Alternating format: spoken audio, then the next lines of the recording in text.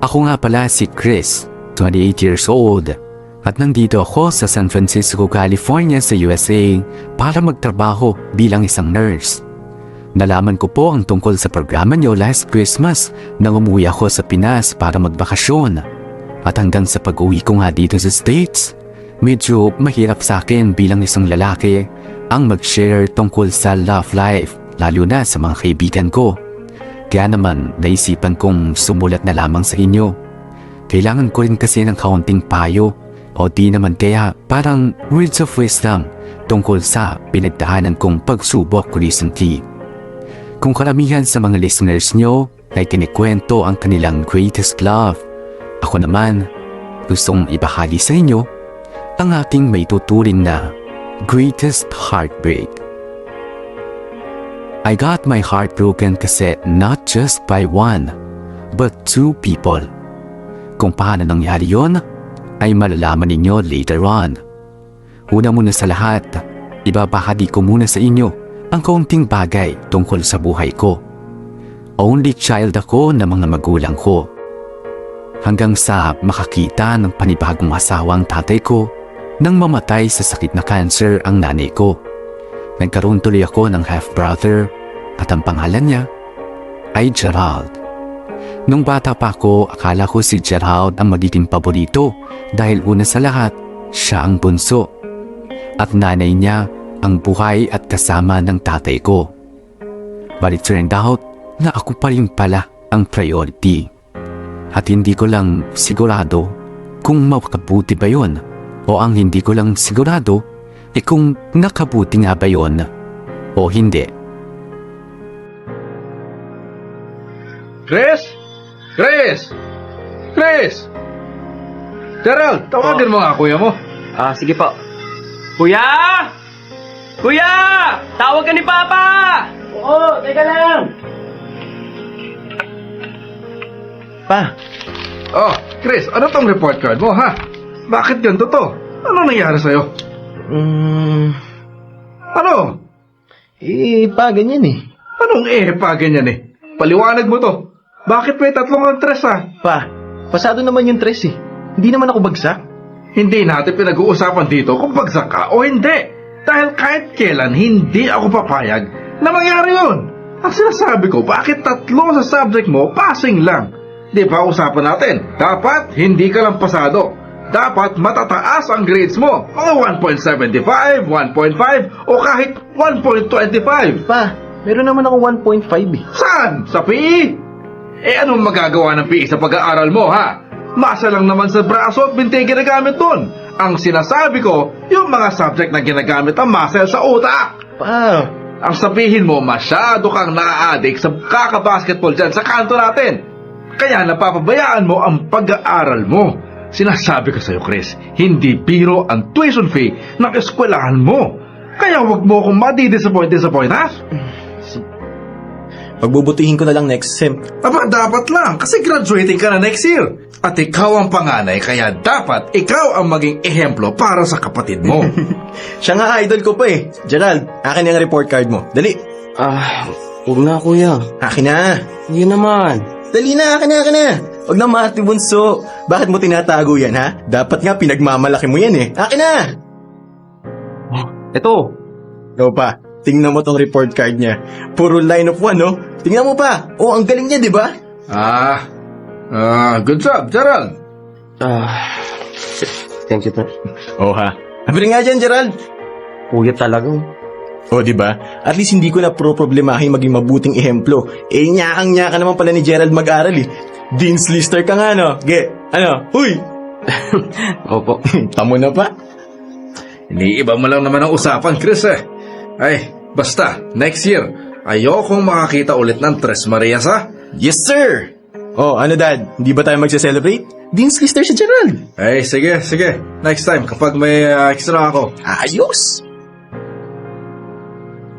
Priority ako ng papa in a sense na tutok siya sa akin pagdating sa pag-aaral at lahat ng pangangailangan ko lagi niyang sinusubukang matugunan. Iniisip ko, baka dahil nakikita niya sa mukha ko ang itsura ng yumao kong ina. O baka naman nagigilty siya dahil nakahanap siya ng panibagong asawa nang mamatay ang mama ko. Kahit ano pa man ang dahilan, hindi lang ako ang naapektuhan sa ganung sitwasyon. Apektado rin si Gerald. Lumalabas kasi na ako ang paborito, samantalang kulang naman sa pansin ang half-brother ko. Kaya naman hanggat maaari, pinapakita ko kay Gerald na pantay lang kami sa pamilya. Hanggat kaya ko, binibigay ko sa kanya mga gusto niya. Sa mga sumunod na taon, lagi ko siyang pinagbibigyan sa lahat ng bagay. At siya ang ginawa kong priority. Sinusubukan kong punan ang lahat ng mga bagay na hindi nagagawa ng papa namin para sa kanya. Pero kahit anong gawin ko, ramdam ko pa rin na may kaunting sama pa rin ng loob si Gerald. Hindi ko lang sigurado kung sa akin ba o sa papa namin. Kaya naman lagi kong inaalam kung ano ba ang mga bagay na pwedeng magpasaya sa kanya. Hanggang sa isang araw, nagkaroon kami ng get-together kasama ang ilang mga family friends. At doon ko nalaman ang isang bagay na alam kong inaasam-asam ng kapatid kong si Gerald. Kuya! Kuya! Kuya, please! Dito sa kusina! Kuya! Oh, hinahabol ka ng zombie, Ge. Si ano nandyan? Si ano? Sino? Huminga ka nga muna bago ka magsalita. Baka mapanis tong niluluto ko sa hininga mo. Sina Tito Cesar, andyan na. Yung kumpare ni Papa. Andyan na rin si Bianca. Ha? Si Bianca? Oo. Nasaan? Hi, Chris! Bianca! Baka pa din. Kamusta ka na? Eto, okay naman. Ikaw? I'm good. Grabe. Ang laki mo na. Huh? I mean, hindi ka malaki. As in malaki. I mean, nag-mature ka na. Siyempre, hello. Nagtatrabaho na nga tayo lahat-lahat, di ba? Ilan taon ka na ba? 29? 29 ko dyan. 22 lang ako, no? Ikaw nga itong lolo. Baliw ka ba? 4 years lang ang tanda ko sa'yo, no? 4 years lang ba? Hindi halata sa itsura. Akala ko 10 years yung agwat natin eh. Aba, ikaw ah. Ano ba? Doon ka nga. Doon ka nga, lolo. Bianca, gusto mo bang kumain? Tara, marami nang handa dun sa labas, oh. Sige. Ikaw, Kuya Chris. Hindi. Sige, mauna na kayo. Nakatoka ako doon sa pansit gyasado eh. Dito na lang din ako. Ha? Sabi mo sa akin kanina pagbaba mo ng sasakyan, gutom ka na eh.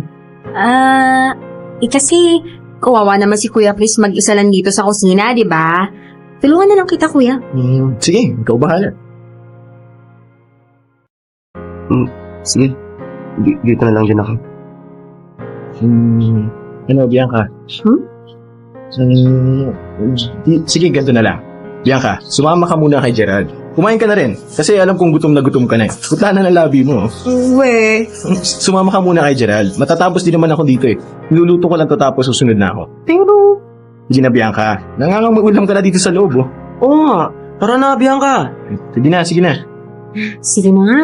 Sunod ka, Chris, ha? I mean, Kuya Chris. Sige, promise. Oh, Ge. Kuya, Anong ginagawa mo dito sa rooftop? Naghahanda ng matulog yung mga bisita natin. wala, nagpapalamig lang. Ikaw, Ano ka ba? Kanina pa kaya kita hinahanap. bakit? Maghuhugas ka daw ng plato, baliw. Sige, mamaya. Joke lang, ano ka ba? Seryoso mo naman. Patabi ah. Sige lang kuya. Ano, gusto mo beer? Meron ka pa? Oo, to. Thank you. Cheers. Cheers. So what's up? Anong meron? Anong meron? Kilala kita. Andito ka sa rooftop para magmukmuk. Wala kuya. Sige na. Sabihin mo na sa akin. Baka makatulong ako. Hindi, okay lang ako. Si Bianca ba? Naka ba kuya? Si Bianca? Chicks mo yun eh. Anong chicks? Anong salita yan, ha? I mean, may something kayo, di ba? Alam naman natin kuya na may gusto siya sa'yo eh. Simula pa ng mga bata tayo, sa'yo lang naman lagi nakatingin si Bianca. Ikaw lang naman ang lagi niya nakikita, hinahanap. At alam ko naman na meron ka ring nararamdaman para sa kanya. Ewan ko ba sa'yo kung bakit ayaw mo pang gawing official yung something niyo.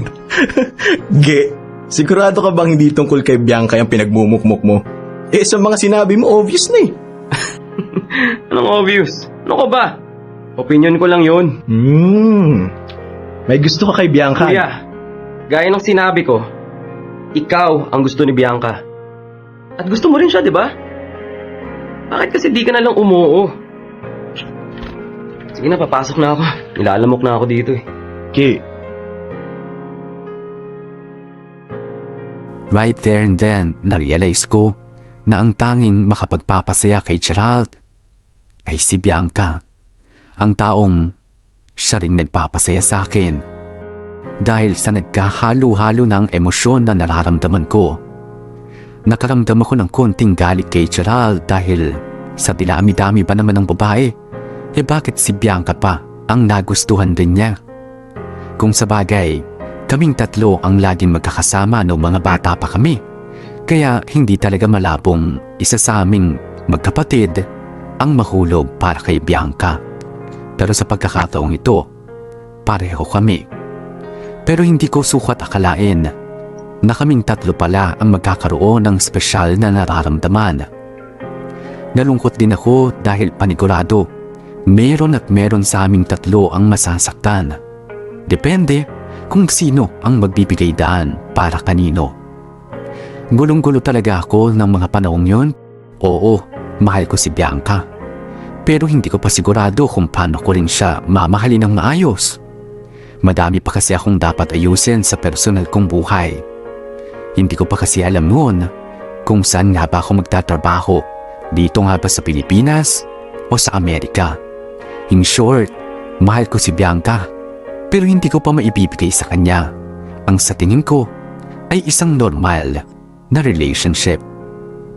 Nakadagdag pa sa gulo ng isip ko nang malaman kong may pagtingin din si Gerald sa kanya. Kahit sino naman siguro ay mamumroblema. Paano mo nga naman mamahalin ng tuluyan ng isang babae kung alam mong masasaktan ang nag-iisa mong kapatid? Ang kapatid mo na pinapahalagahan mo rin ng sobra-sobra. Ilang linggo ang lumipas, wala pa rin nangyari. Wala pa rin progreso. Madalas kaming nagkakasama ni Bianca at sweet kami sa isa't isa. Nakakala mo nga ay talagang nasa isang relationship na kami. Pero may mga pagkakataong din na hindi ko siya masyadong pinapansin. Lalo na kapag kasama namin ang kapatid kong si Gerald. Alam ko naghihintay lang si Bianca na akong gumawa ng first move. Nagawing official na ang lahat para sa amin. At as usual, lagi ko siyang nadidisappoint dahil hindi ko pa nga talaga alam kung ano ang pipiliin ko. Sino nga ba? Kay Bianca o kay Gerald ang pagbibigyan ko? At dahil sa tagal ko mag-isip, si Gerald na ang nagtulak sa akin para gumawa ng desisyon. Kinausap nga ako ng masinsinan nang minsang umaten kami ng kasal ng isang kamag-anak. Oh, kuya, bakit mag-isa ka lang dito sa sulok? Wala. Alam mo naman ako, hindi ako sanay ng mga social gathering yan. KJ ka kasi. Kung sayaw mo kaya si Bianca, no? Hindi na. Ano ka ba? Mahilig yan sa mga ganitong okasyon kasi nakakasuot siya ng magandang damit. Tapos pwede pa siya magsayaw sa dance floor. Feeling prinsesa ba? Talaga? Mukhang kilala mo si Bianca. Teka, hindi mo ba alam yun? Eh magkakasabay tayong lumaki. Sa hindi niya nabanggit sa akin eh. Baka sa'yo lang niya sinabi yun. Kuya, hindi niya sinabi yun. Makikita mo naman yun eh. Hindi ka ba nag-observe? Baka kayo lang ang magkasama sa tuwing may special occasion. Kaya hindi ko napapansin. Sabihin mo, masyado ka kasing abala kakatingin sa ibang bagay. Ano? Masyado kang busy kakatingin sa ibang bagay. Kakatingin mo sa sarili mo. At ano namang ibig sabihin nun, ha? Meaning busy ka masyado sa ibang bagay. Magkakasama nga tayong lumaki pero yung atensyon mo nasa kabilang mundo. Kaya yun, Hindi mo tuloy napapansin yung mahalagang detalye tungkol kay Bianca. Alam mo bang allergic siya sa hipon? Minsan nga inatake siya ng sobra, kala mo mamamatay na siya eh. Buti na isugod agad sa ospital. Alam mo bang meron siyang peklat sa alak-alakan kasi sumabit siya sa barbed wire? Hindi. Hindi ko napansin. Alam mo bang gustong-gusto niya ang lasa ng whiskey? Shots ng whiskey tapos ang chaser iced tea. At alam mo bang naoperahan siya dahil sa appendicitis? Teka, kailan? Busy ka kasi nun sa pag-aaral mo sa exam. Nasa dorm ka lang kasi lagi. Hindi nagte-text, hindi tumatawag. Minsan nga patay pa cellphone mo nun eh. Eh, hindi mo naman ako sinabihan nun eh. Sinabihan nga kita. Paano ba namang hindi? Eh masyado ka lang talagang abala sa mga panahong yun. Hanggang ngayon naman busy ka pa rin. Teka, ano bang point mo, ha? Point ko? Wala. Ang akin lang kuya, umayos ka. Ano? Ayusin mo yung sarili mo. Alamin mo na kung ano ba talagang gusto mo. Magdesisyon ka na tungkol kay Bianca. Mag-isip ka na, kumilos ka na. Kasi habang pinatatagal mo ang mga bagay-bagay, mas lalo mo lang ginugulo ang isipan ni Bianca eh. Hindi niya alam kung ano ba talagang meron kayo. Hindi nga niya alam kung seryoso ka ba sa kanya o hindi. Bro, you're giving her mixed signals. Maawa ka naman sa tao, kuya. Pinahihirapan mo eh. Gerald, At ayokong nakikitang nahihirapan si Bianca. At alam mo kung bakit, kuya. Kaya wag mo akong pupwersahan gumawa ng aksyon. Kasi kung hindi mo naman kayang alagaan si Bianca, mabuti pang sa akin na lang siya. ha? At ano naman gagawin mo? Hoy, Ge! Kiss! Tawagin dito! Tara dito, dali! Sige, teka! Huwag mo siyang paasahin sa wala, kuya. Pasasayahin mo siya tapos aayawan mo din pala sa bandang huli. Huwag mo siyang sasaktan. Hindi ko alam kung ano magagawa ko. Pero sigurado ako, kuya. Kaya kong kalimutang magkapatid tayo.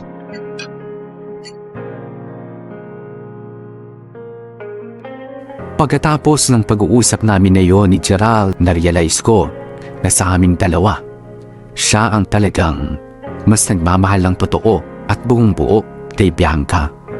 Sisiw lang ang pagmamahal ko kumpara ng kanya. Handa si Gerald na isakripisyo ang lahat. Magbigay daan kung kailangan, magmahal ng palihim para sa ikaliligaya ni Bianca. Samantalang ako, wala pa rin konkretong plano. Sigurado akong mahal na mahal ko si Bianca. Pero hindi ko masiguro ay kung kaya kong mabuhay ng maayos, knowing na nasasaktan ang kapatid ko. Kaya naman I made up my mind. Kinausap ko si Bianca at sinabi ko sa kanyang itigil na namin kung anumang espesyal ang namamagitan sa aming dalawa. Idinahilan ko na lang ang plano kong magtrabaho sa Amerika. Na ayoko ng long distance relationship. Dinagdagan ko pa ng kasinungalingang meron na akong nakilalang iba. Nakita ko sa mga mata ni Bianca ang matinding lungkot, galit at pagkadismaya. Napaiyak siya sa mga sinabi ko habang ako naman, buong lakas kong pilit na ipinago ang tunay kong nararamdaman. Pakiramdam ko tuloy noon, napakasama akong tao. Pero ginawa ko na ang inaakala kong tama. Iniwan ko si Bianca. Iniwan ko siya sa paniniwalang makakalimutan din niya ako sa tulong ng kapatid kong si Gerald. Tuluyan na rin akong lumayo at nagpunta na nga ako sa Amerika para magtrabaho. Pero kahit na malayo ako, mas lalo ko lang naramdaman kung gaano ko kamahal si Bianca. Siya lang ang laman ng isip ko mula paggising sa umaga hanggang sa pagtulog. Minsan pa nga, iisip kong panandalian lang ang ganito. Na isang araw, magkakasama ulit kami. Bagay na alam kong malabo na. Parang lalong tumindi ang kapit ko sa mga alaala naming dalawa ni Bianca. Nanatili ako dito sa Amerika ng 2 taon nang hindi umuwi sa Pilipinas.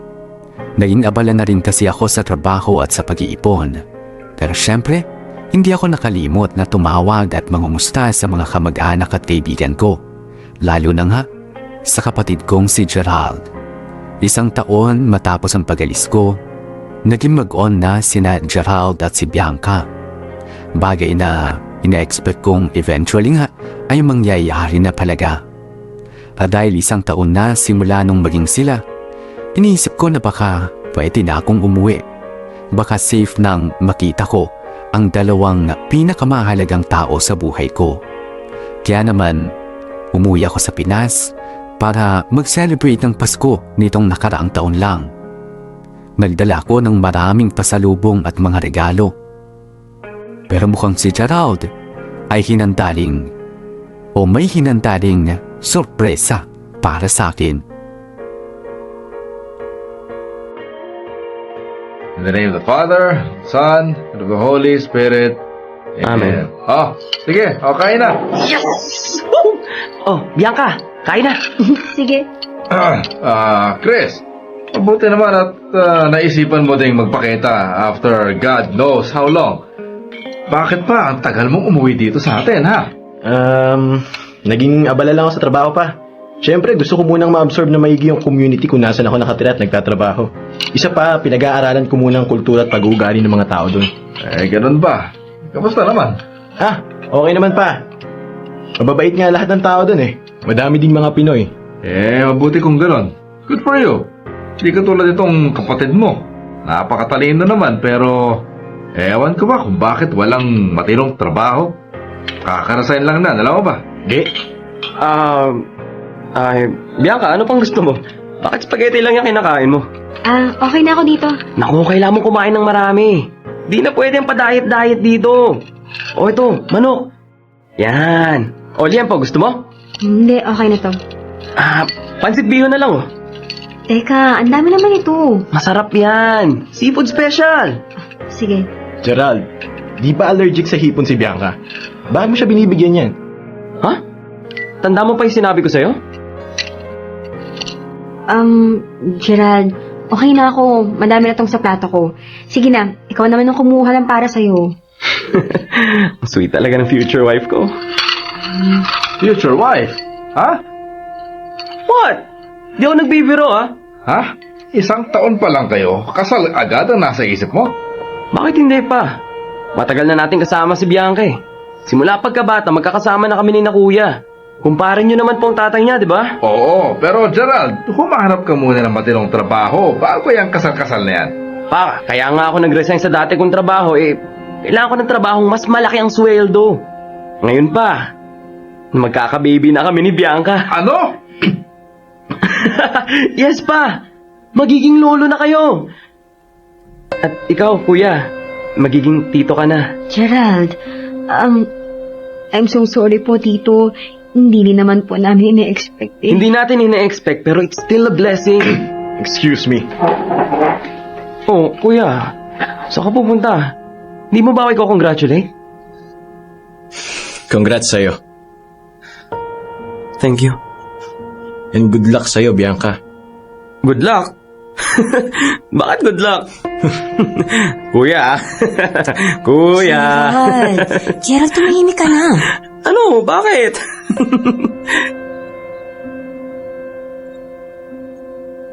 Parang tumigil ang mundo ko nang malaman kong buntis si Bianca. Sa sobrang gulat ko, akala ko tumigil na ang puso ko sa pagtibok. Ang totoo, dapat masaya nga ako para sa kanila dahil para silang childhood sweethearts na magkakaroon na ng sariling happy family na may happy ending. Pero hindi ko magawa dahil sa maraming rason. Nangunguna na nga dyan ay dahil mahal ko pa rin si Bianca. Sumunod, masyado pang maaga para magpakasal sila. Marami pa sana silang pwedeng gawin sa edad nila.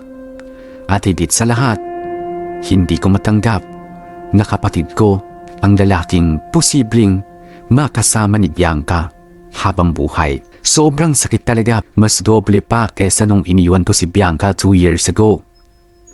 For the first time in my life, gusto kong magwala. Gusto kong manira ng mga gamit, magpasan ng kung ano-ano, manuntok, manakit. And I did. Nakasakit ako sa sobrang sama ng loob ko.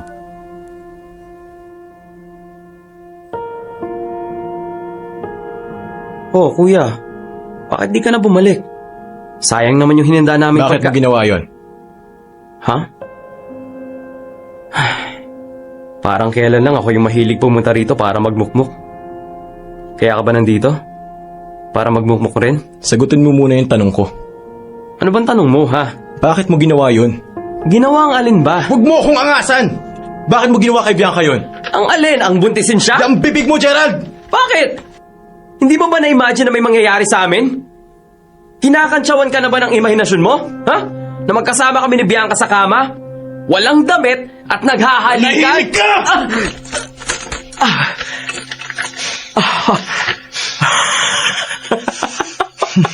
Hindi mo na respeto si Bianca. Hindi mo man lang siya muna hinatid sa altar bago mo siya ginalaw. Sinira mo ang kinabukasan niya! Ano bang masama, ha? Girlfriend ko siya! Girlfriend! Mahal na mahal namin ang isa't isa! Normal lang naman na gawin namin yun, ha? Tapos ano? Ha? Sasadyain mong mabuntis siya, ha? Para ano? Para tuluyan siyang mapako sa'yo? Eh ano ngayon? Bakit? Naiinggit ka? Kinakain ka na ba ng selos mo? Ano bang problema mo, ha? Ginawa mo ba yan para inisin ako, ha? Ginagamit mo ba si Bianca para may maipamukha ka sa akin? O baka natatakot ka na ako pa rin na mahal ni Bianca, ha? Gerald! Pinagbigyan na kita, ha? Kayo na nga magkakatuluyan, eh. Anong pinagbigyan ang pinagsasasabi mo dyan, ha? Bakit?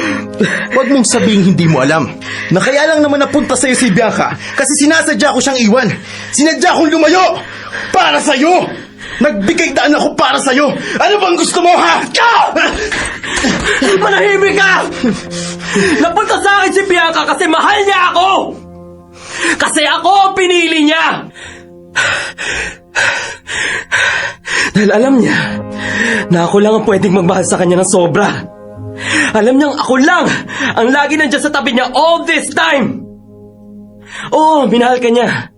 Pero dati yun. Bago ka naging walang kwentang tao. Kasalanan mo yun! Wow! Wow! Kasalanan ko pa ngayon na hindi mo siya magawang mahalin na maayos?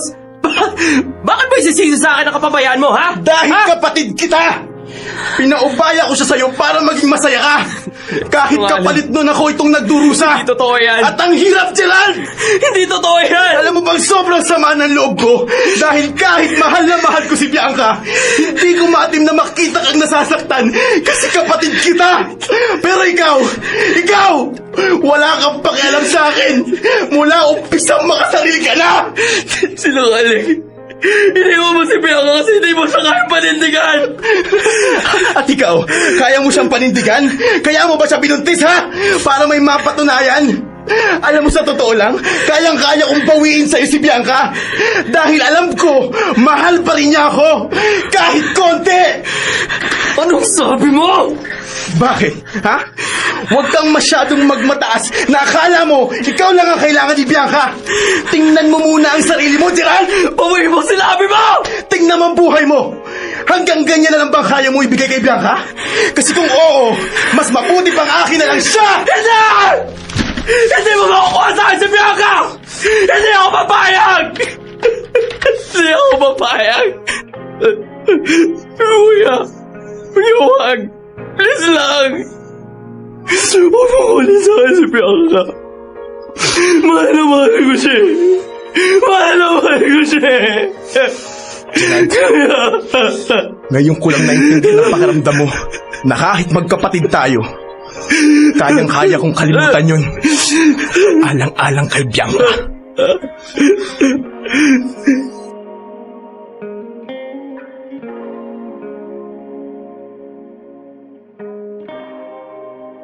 Iyon ang unang pagkakataong na pisikal kaming nagkasakitan ni Gerald.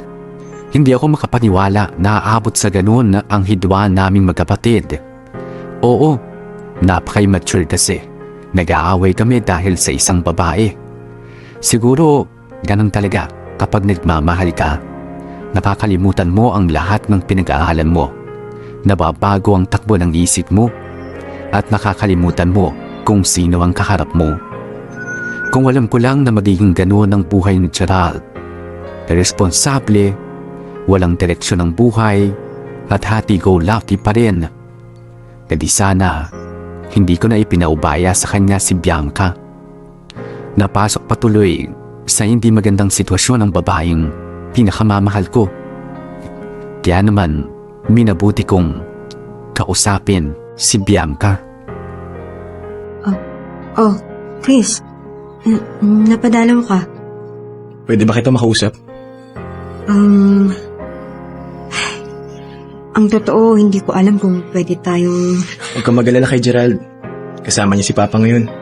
Hindi niya malalaman na nag-uusap tayo. Pero hindi pa rin ata tamang... Ano kasi... Si Gerald ba? O ayaw mo lang talaga akong kausapin? Hindi naman sa ganun. Nakakahiya lang kasi. Hindi pa kasi ako nag-aayos kaya... Ano ka ba, Bianca? Maganda ka pa rin kahit di ka nag-aayos. Sige, upo ka muna. Kukuha lang kita ng maiinom, ha? Hindi, okay na. Ano ka ba? Coffee or juice? Bianca, Hindi. Sige na, mabilis lang yun. Bianca, huwag mo akong iwasan. Bianca, Nahihiya ako sa'yo. Nahihiya akong umarap sa'yo.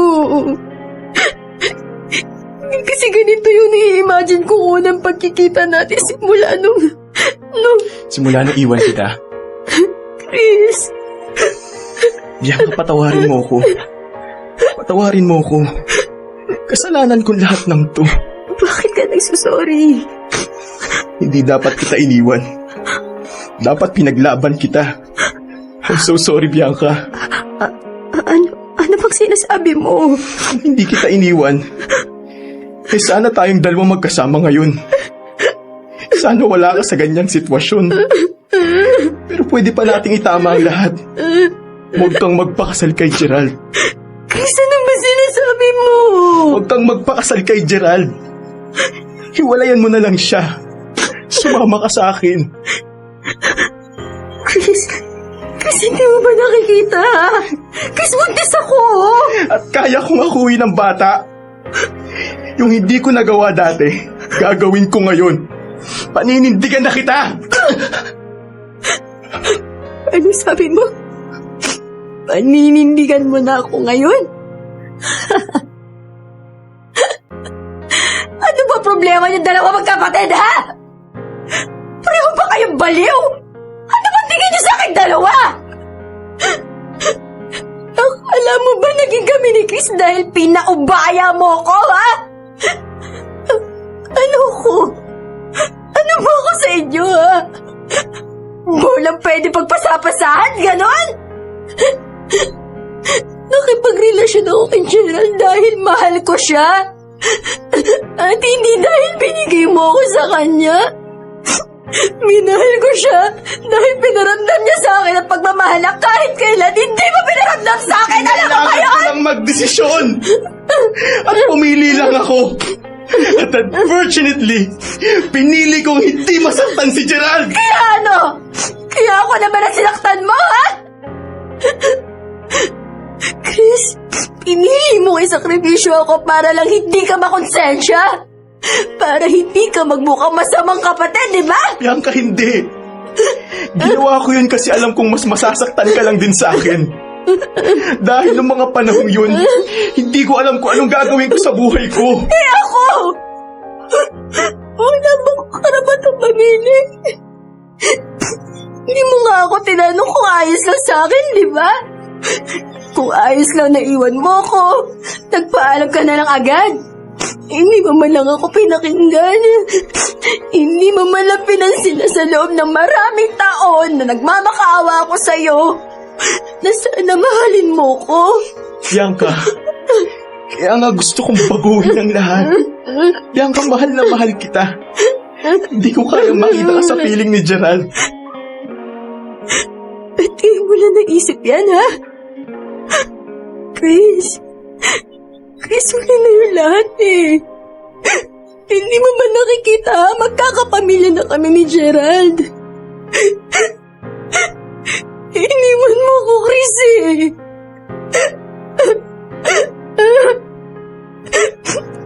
iwan mo ko. Magdusa ka sa ginawa mo.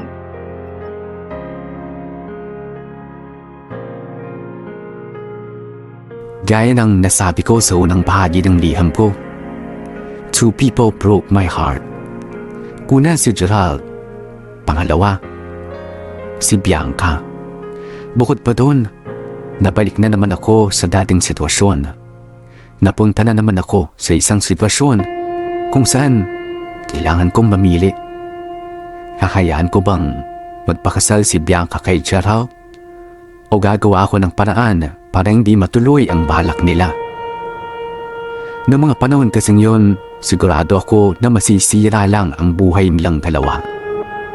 Oo, matagal na silang magkakilala at magkasama, pero isang taong pa lang silang totoong magkarelasyon.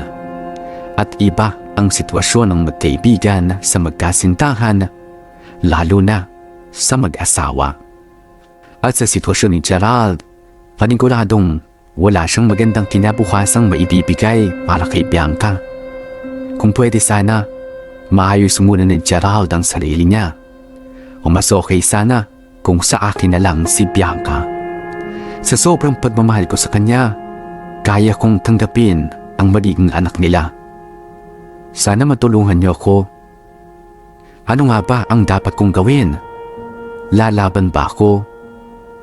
O hanggang sa huli ay magpaparaya na lang sa kapatid ko?